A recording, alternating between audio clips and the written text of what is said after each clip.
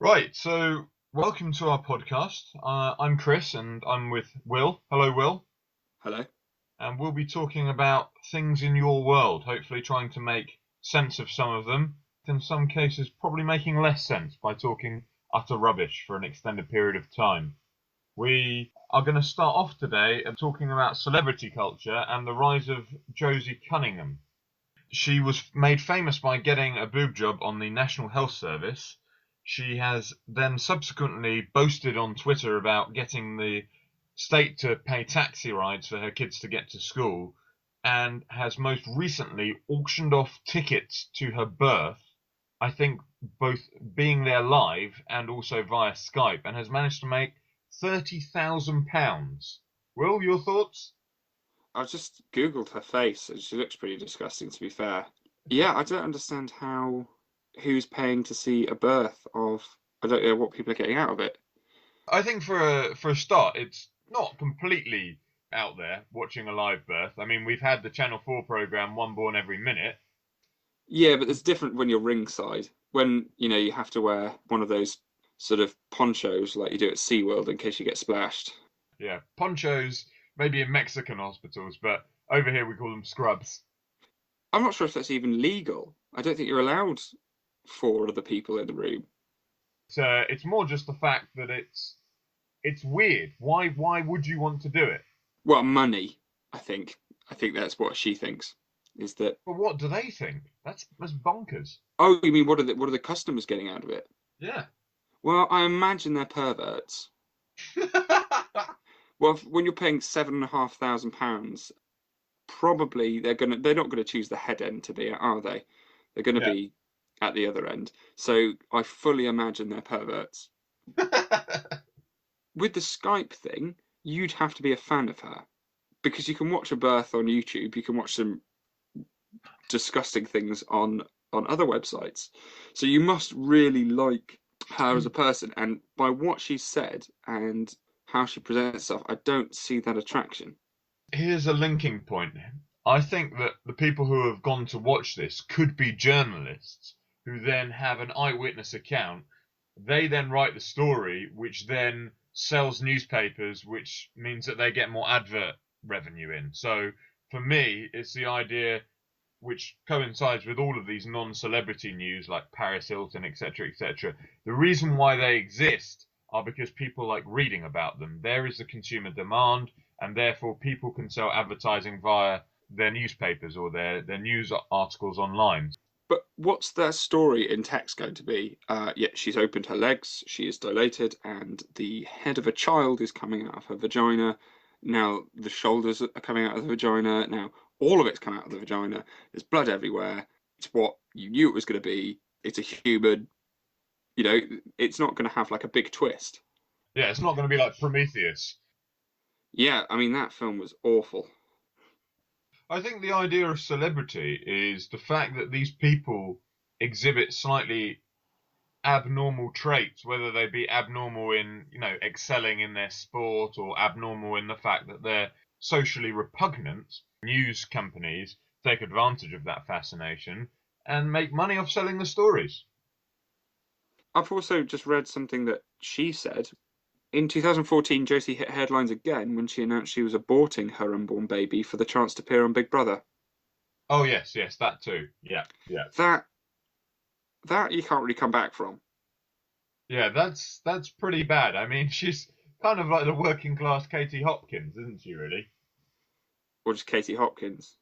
She's a loose woman. Well, she will be after she gives birth. She's one of these people who's a social commentator on other people's lives. And, she's one of these people who is very kind of high and mighty, self-righteous. And the other day she got caught dogging, I think, which was quite ironic. I've literally Googled Katie Hopkins dogging, and there isn't anything that says she got caught dogging. Maybe she had sex in a public lay-by or field or something. Allegedly. No, there's a picture. There's a picture of her. I've got it up on my bedroom wall. I blew it up. It's very pixelated. Yeah, she was on The Apprentice, and then I don't know what she does. She just gets really angry now and says things on This Morning. Who watches that? I would imagine probably the demographic would be people who stay at home during the day but get up early. So perhaps people are taking their kids to school, the elderly, those kind of people. But the thing is about the elderly, yeah. The elderly. People who need to get up Bless very them. early in the morning for a wee. But the thing is that with Katie Hopkins, the famous quote was, "I really think that people who name their children after countries are socially deplorable." And then Holly Willoughby pointed out that her daughter was called India. That is quite good. If Holly Willoughby has burned you, you need to kind of rethink your life a little bit. Yeah, yeah, it's quite funny. But don't know whether the rise of celebrity culture is directly correlated with the fall of religion. I think it's more to do with the fact that we've got to fill newspapers and websites with something, and so you fill it with tosh. A newspaper has to be full of something, and the website's got to be full of something different from the newspaper, and so you've got to fill it with boring stories. Like I read the Daily Mail online as time killer, and there are stories where they've managed to knock out, it's quite impressive, 500 words about Jude Law buying some new shoes. I was like, that's not a story. There was another one which I thought was the best article for the Mail Online, which was someone from Towie managed to avoid a big puddle. Yeah, no, I heard that one. Yeah, the big puddle one. That isn't news. Something that came out today is the fact that the popular iPhone and Android game Candy Crush is losing money. They're going out of business. Now, I didn't realise quite how much money they made. So, in the last quarter, which is a business term for 3 months, they made $641 million. Yeah, there's a four-letter word beginning with F and ending in "uck" that describes quite how I feel about that. That's mental, isn't it? Some people are spending hundreds of pounds on little. Well, I guess it's just I've never played Candy Crush, but I played the other ones. But basically, they say you can buy £79 worth of crystals, sort of to keep you going, so you get new lives or you get better stuff. But which mental person is doing that? Because I think that's the thing about the fact that it's in-app purchases. Because you're doing it on your phone, it doesn't feel like you're losing any money.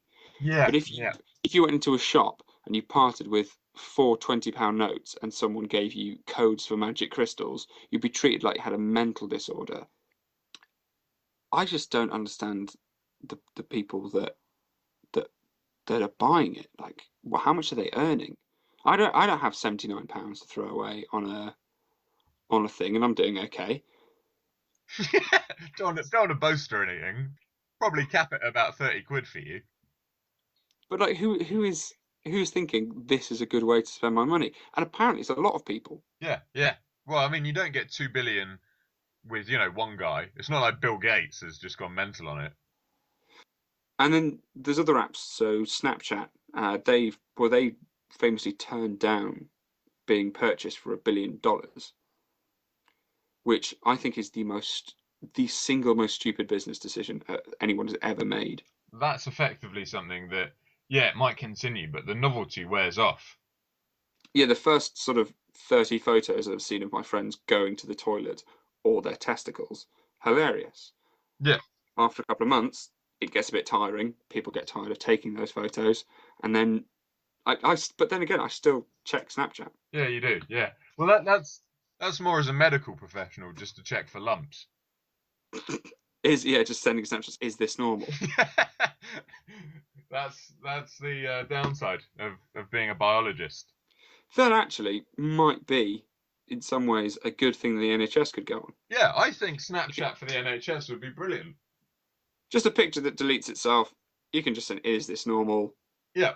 They can write back, "No." They've got 10 seconds to view it. 10 seconds to give you a diagnosis. Have you ever used NHS Direct? Yeah, I have. It's awful. Utterly pointless. Everything ends in call 999. Even if you've rung it by mistake just to order a pizza. Well, yeah, it's. Did you stuff crust? Yeah, you'll want the ambulance. I've never called an ambulance. I have. There was one guy who we went, I think we were about 16, and this guy had drunk a bottle of port and a bottle of vodka, and we didn't know what to do with him because just bodily fluids were coming out everywhere. So we put him in a shower cubicle and just turned it on. We didn't even bother taking his jumper off. Oh, and I also rang one the other day when my grandma fell down the stairs, in inverted commas. No, no, she did fall down the stairs. And yeah, those are the only two times I've called an ambulance. I called the police. Have you? Why did you call the police? Well, I got robbed. Well, they're really arsey. The woman on the phone, and I went upstairs into my house, and loads of things were missing. And my first thought was, did I lend all of these things to someone? And I thought, no. So I rang up the police and I said, I think I've been robbed. Yeah. And that wasn't, I introduced myself.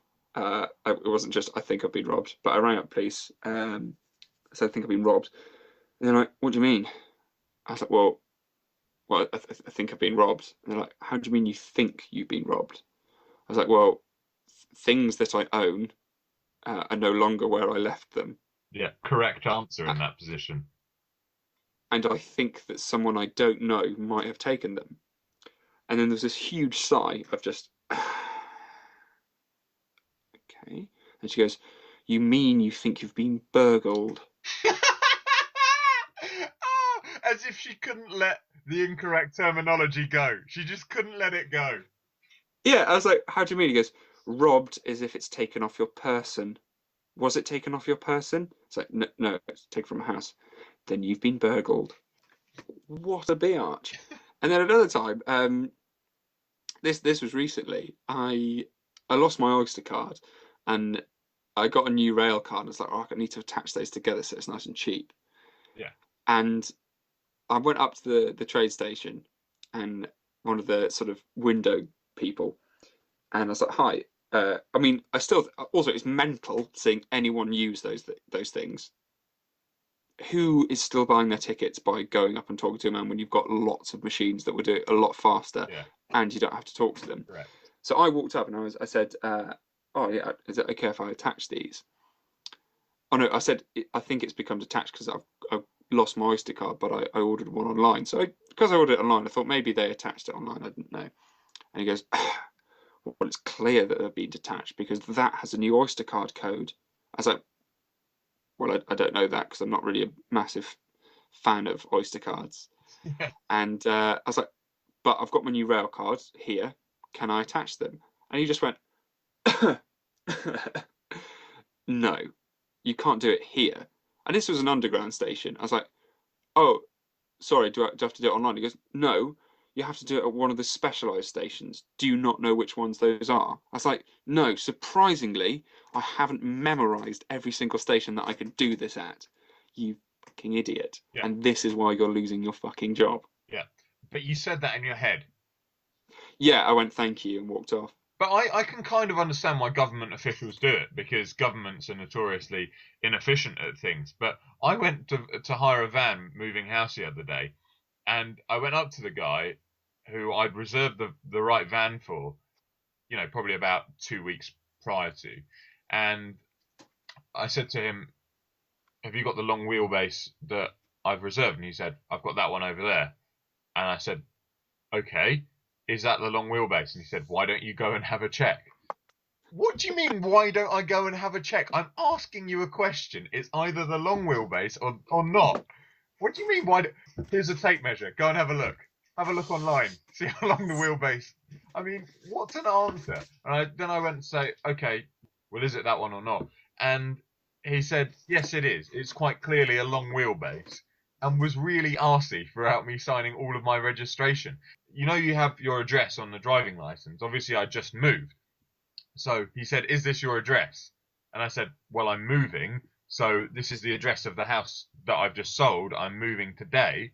And he said, so is this your address or not? And I just said, I don't know. Is it? Because at 12 o'clock today, technically, I live in another house. It's now 8 o'clock. So what do you want me to say? You use your intelligence. I'm not the DVLA. I don't decide.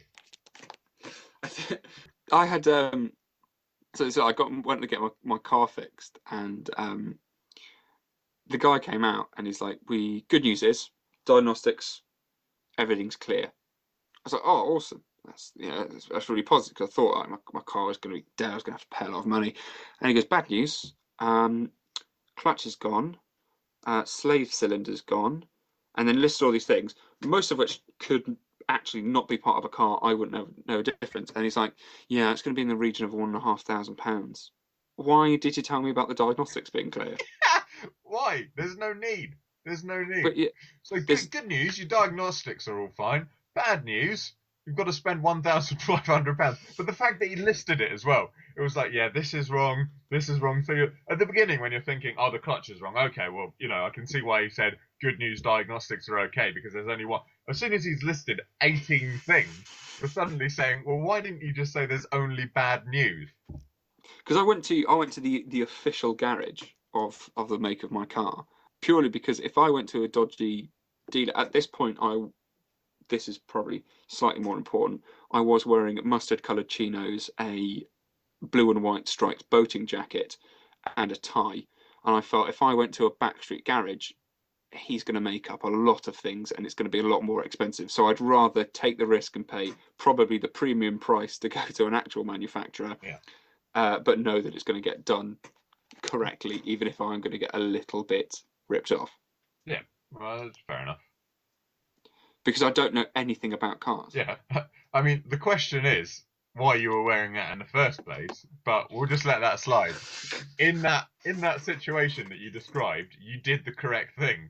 However, you put yourself in that situation entirely for your own fault. Well, it was a good thing. I was going to wear the matching striped trousers, so I did sort of get off a little bit there. Yeah, you did. You did. You got off lightly. What? So you would have just worn a blue boating pinstripe with pinstripe. Yeah, yeah. They would have charged you £3,000. So let's move on to Australian immigration. This was a topic that I thought was quite interesting. Effectively, what Australia do is they've got a really tough policy on immigration.